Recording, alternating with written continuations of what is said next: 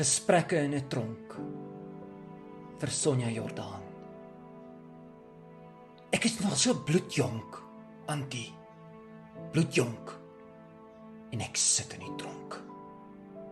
Ek sit tussen tralies. Hoe oud is jy, seun? 24, Antie. Bloedjonk en net 24 en in 'n tronk. Vir wie het Antie kom kuier? Tannie het vir jou kom kuier. Niemand het nog ooit vir my kom kuier nie, Antie. Ek het aan die seun se arm gevat. Toe huil hy soos 'n kind.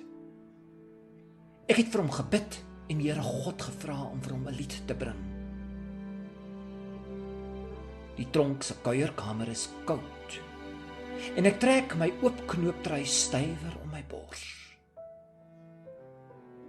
Die kind se oë kyk deur my siel tot ander kant die plek waar 'n mens voel.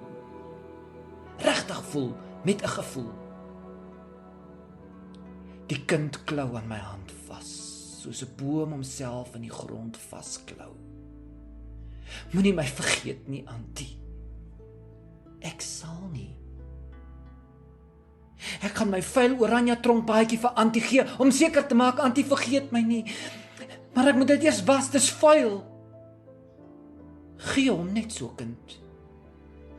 Hy's vuil, Antie.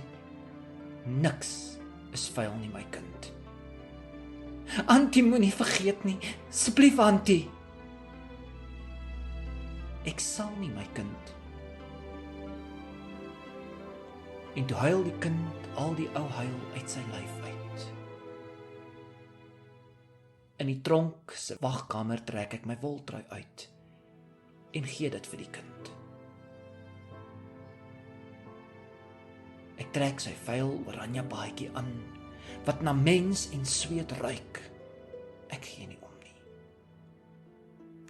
Daardie nag in 'n koue tronksel lê 'n bloedjong kind met 'n Antie se truitjie onder sy kop, om haar reuk vir altyd te onthou.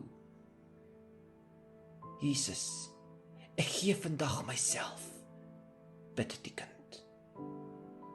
Soms, net soms,